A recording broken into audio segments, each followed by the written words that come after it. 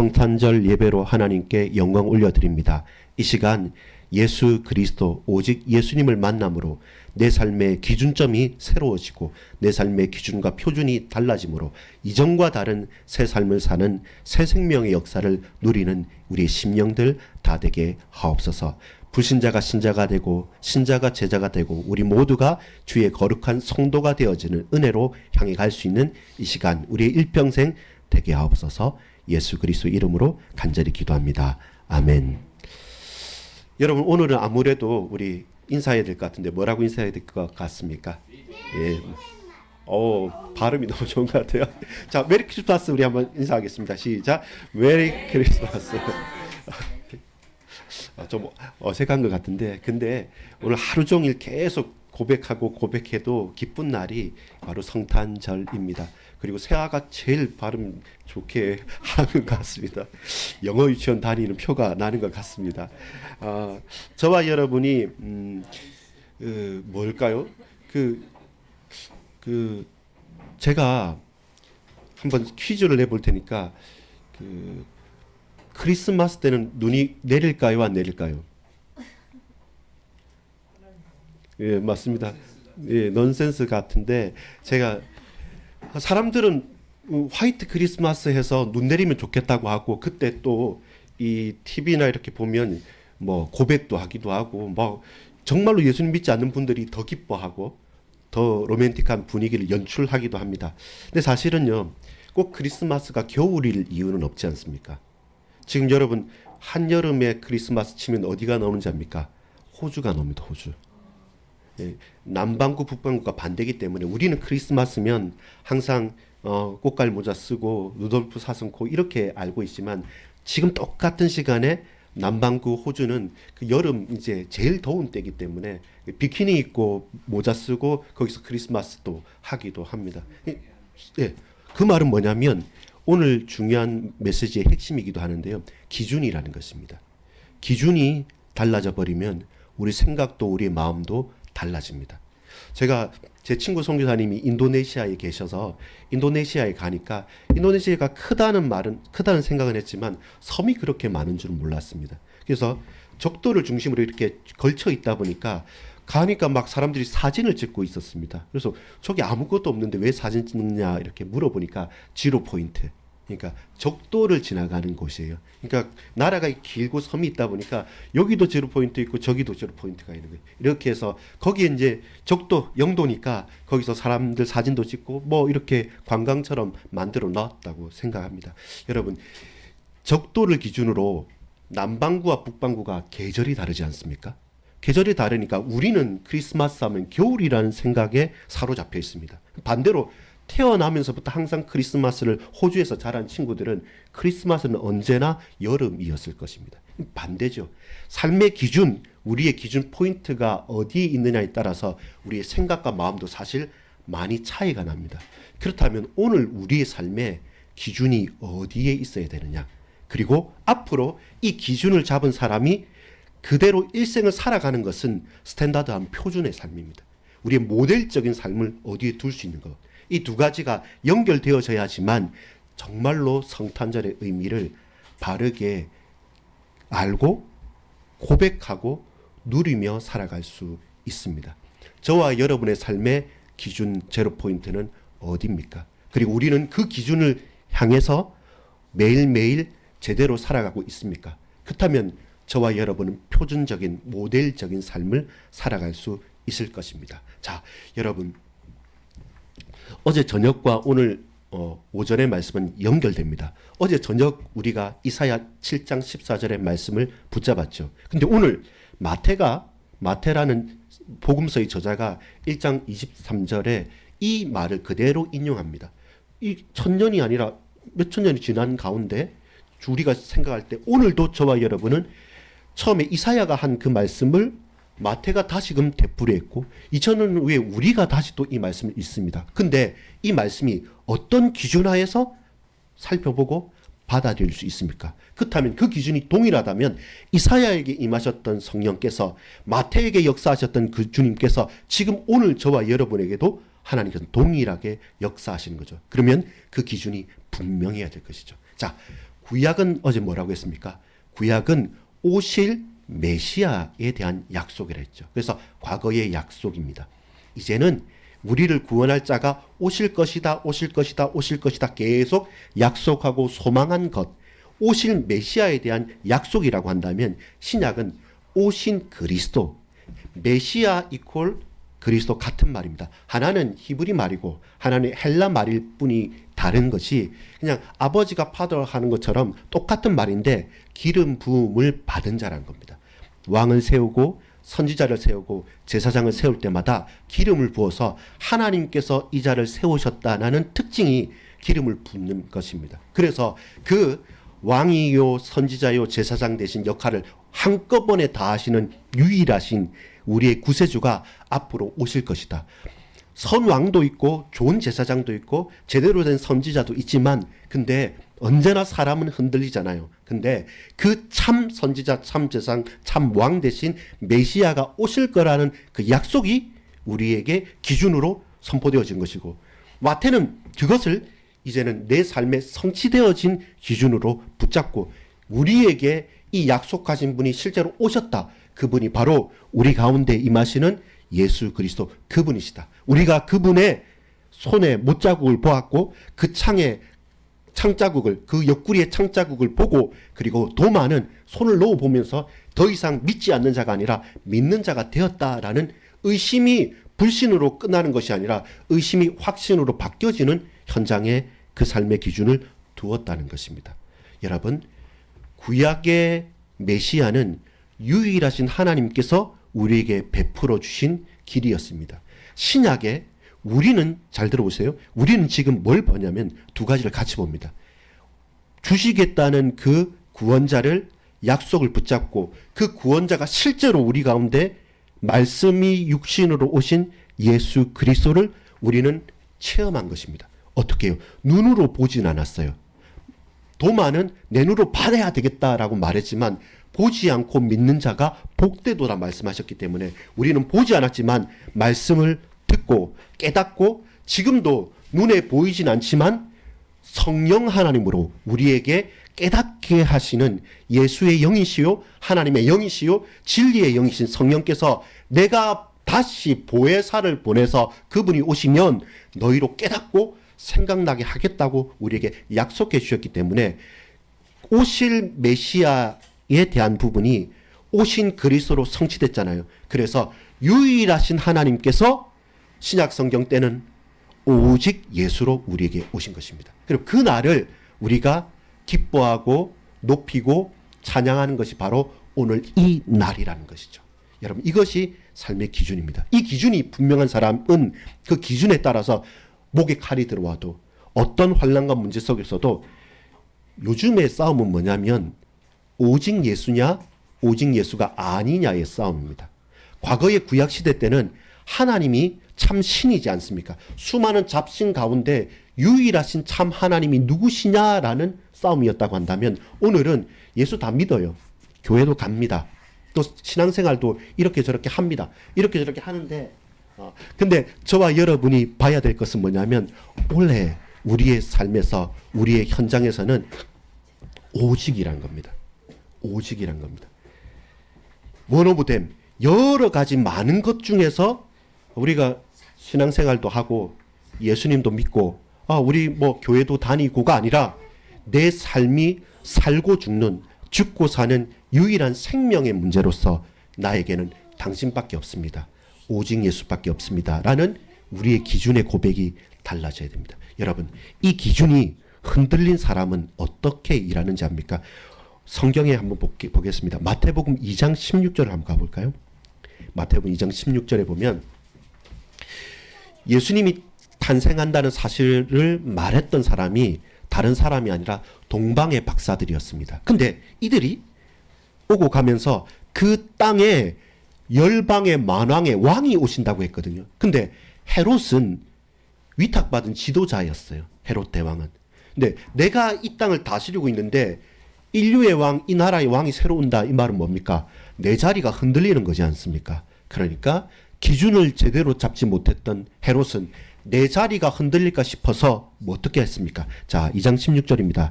이에 헤롯이 박사들에게 속은 줄 알고 심히 노하여 사람을 보내어 베들레헴과 그 모든 지경 안에 있는 사내 아이들을 박사들에게 자세히 알아본 그때를 기준하여 2살부터 그 아래도 다 죽이니. 보세요.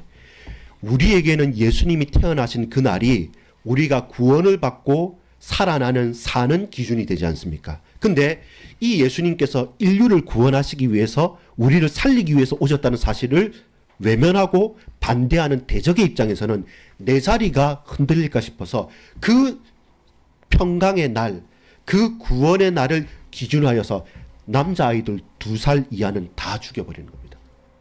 여러분, 저와 여러분이 우리의 삶의 기준이 복음, 오직 예수, 하나님의 뜻에서 어긋나게 되어진다면 헤롯 대왕은 누구보다 유대를 잘 아는 사람입니다.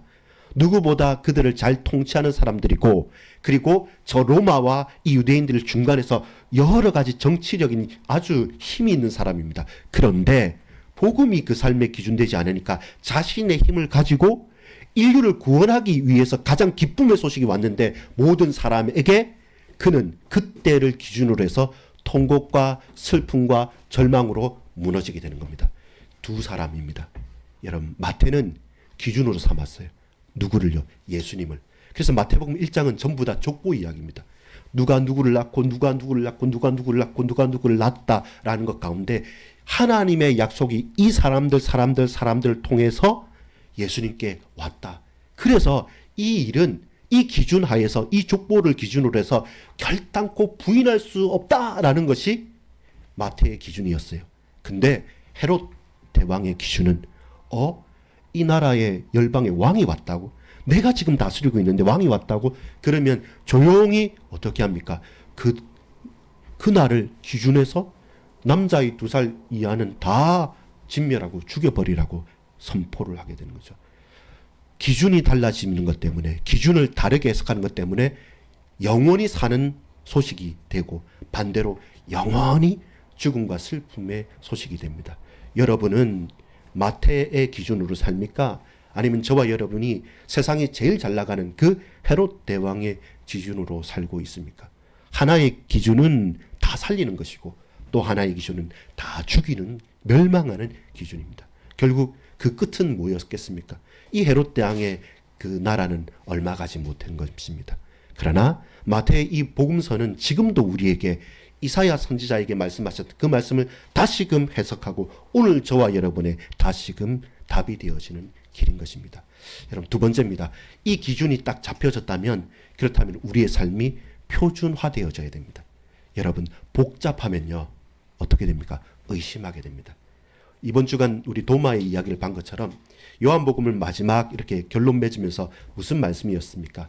여러분, 우리는 눈으로 보지 못한 것, 내가 직접 체험하지 못한 것 쉽게 잘 안 믿어집니다.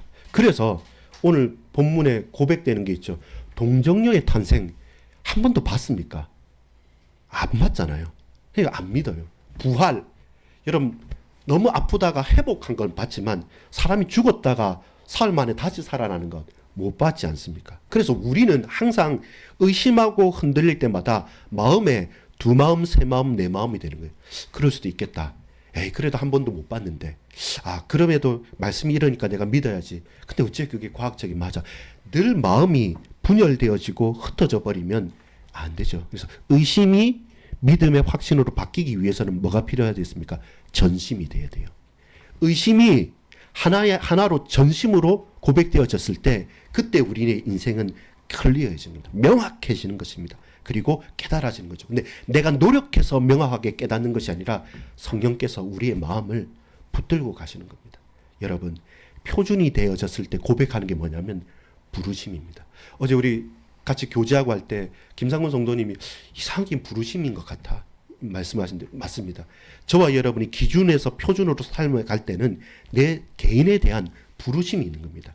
내 의도대로 내 뜻대로 이 삶을 살아간 것이 아니라 뭔가 내가 잘은 모르겠지만 근데 분명히 어떤 손길이 나를 붙잡아서 나를 여기에 앉혔고 나를 밀었고 나를 끌어당겼고 나를 끝까지 이끌어 간다는 사실. 우연인 것 같고 어쩌다가 된 것 같은데 근데 돌이켜 볼수록 분명하게 하나님의 부르심이 있었다는 사실을 우리는 인정하게 되는 것이죠. 그게 기준이 표준으로 된 삶의 고백입니다. 그러면 그때서부터 우리가 비록 어렵지만 연약하지만 그러나 분명하게 용기를 가지고 믿음을 가지고 오직 예수를 고백하며 살 수 있습니다. 여러분 우리가 많은 사람들이 말을 합니다. 평화로다. 평강이로다. 모든 사람이 구원을 받을 거다 말하지만 근데 여러분 성경에 보면 사실은 그렇지 않습니다. 사실은 마태복음 2장 6절을 한번 볼게요. 2장 6절을 보겠습니다. 그리고 마무리를 짓겠습니다. 2장 6절에 또 유대 땅 베들레헴아 너는 유대 골 중에서 가장 작지 아니하도다. 내게서 한 다스리는 자가 나와서 내 백성 이스라엘의 목자가 되리라 하였음이니라. 이게 미가서 5장입니다. 오늘 새벽 기도할 때 미가서 5장에 봤는데 베들레헴 에브라다 빵집 떡집이란 이 베들레헴 에브라다 열매가 많다라는 이곳이 사실 아주 작은 동네예요. 아주 작은 동네라서 예루살렘에 비해서는 그게 표나는 데가 아닙니다. 서울에 이게 경기도 위성 도시고 그래 마치 우리 맞아요. 용인시 처인구처럼 서울 강남하고는 비교가 됩니까? 작은 곳이죠. 근데 이곳에서 메시아가 나셨다라고 한다면 과연 작느냐? 작지 않은 거죠. 차라리 그 예루살렘이 그 베들레헴을 품을 수 없을 만큼 도리어 예루살렘이 더 작아지는 거죠. 유대가 더 작아지는 거죠. 이 땅이 더 작은 것이죠. 무슨 말씀이냐면 여러분 한 다스리는 자가 일어나셔서 우리를 붙드신다는 것은 구원은요 멸망과 허물어뜨림을 전제합니다. 이 말은 뭐냐면 예수님께서 이 온 인류와 모든 사람을 구원하실 수 있는 그 사랑과 공의와 평강과 은혜는 흘러 넘치지만 이것이 묻지도 않고 따지지도 않고 모든 사람에게 임한 것은 아닙니다. 모든 사람을 구원할 수 있을 만큼 크신 분이지만 그런데 하나님께서는 당신이 예정하시고 택하신 자들에게 은혜를 베푸신다는 겁니다. 그래서 뭐가 있습니까? 환난과 핍박이 있었던 겁니다.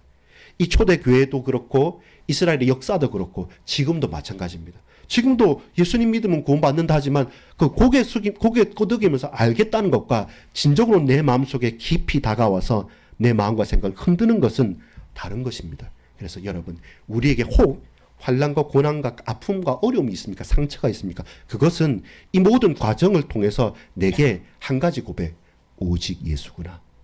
아무리 세상을 바라보고 삶을 살아보고 모든 사람을 신뢰하고 가더라도 내가 노력을 하고 가더라도 그러나 하나 남는 것 오직 그분 예수 오직 예수 그분만 남구나. 많은 것들 중에 하나로 교회도 다녀보고 예수님도 믿어보고 절에도 가고 하는 게 아니라 오직 예수구나 라는 사실들을 저와 여러분 흔들리는 의심 가운데서 전심을 통해서 확신케 되어지는 겁니다. 그때 우리가 고백하는 것이 부르심이죠. 아, 이것은 내 뜻이 아니구나. 분명 하나님께서 나를 붙잡아서 이끌어 가시는구나. 이것이 기준을 새롭게 하여서 우리의 삶의 모델을 표준화 쭉쭉 되어가는 가운데 저와 여러분의 고백에서 아, 나를 부르신 하나님, 내가 주님 앞에 오직 예수님 당신 앞에 무릎을 꿇습니다 라면서 걸어가는 것. 그게 우리가 성탄을 생각하고 묵상하면서 늘 고백해야 될 것입니다. 왜냐하면 이것은 단 한 날 12월 25일 날의 문제가 아니라 우리의 일평생 늘 0점을 조정하면서 기준과 표준을 생각하면서 그 부르심에 분명하게 대답해야 될 숙제와 같은 것이죠. 그래서 그 가운데 우리 주님 저와 여러분을 그렇게 불러주셨습니다. 그게 확인해야 될 부분입니다. 어제는 기억하고 찬양해야 될 것이랬죠. 오늘 신약의 그리스도는 확인하고 감사해야 될 것입니다. 그 감사 가운데 그 부르심 가운데 그 고백 가운데 우리의 기준이 새로워지고 우리의 삶의 모델이 표준이 다시금 정립되는 날 되길 원합니다. 주께서 우리 주님께서 저와 여러분 삶에 강하게 간섭하시고 세밀하게 이끄실 줄 믿습니다. 영육 간의 강건함을 주시고 우리의 후대들과 우리의 현장과 일에 주께서 세밀하게 붙들어 줄 믿습니다. 지키시고 세우시고 은혜 베푸시러 주실 줄 확신합니다. 기도합니다. 아버지 하나님, 예수님이 오신 그 사실 기뻐하고 끝나는 것이 아니라 실제로 우리의 삶의 기준을 새롭게 하는 날이 되길 원하며 우리가 매일 매분 매초마다 우리의 삶의 모델과 우리의 삶의 표준이 달라짐으로 늘 주님 닮아가는 우리 인생이 주님 닮아가는 그 여정 속에서 참으로 감사와 부르심에 대한 고백이 있는 시간이 되어질 수 있도록 우리의 삶의 표준과 모델을 온전히 새롭게 하옵소서. 지금 고개 숙인 우리 사랑하는 반석의 권속들, 그리고 흩어져서 예배하고 같이 기도하는 동역자들, 주께서 두 손 벌려 복 주셔서 하늘의 신령한 복으로 채우사 언제나 지키시며 세우시며 은혜 베풀어 줄 확신합니다. 믿고 감사드립니다. 구주 예수 그리스도 이름으로 간절히 기도 올리옵나이다. 아멘.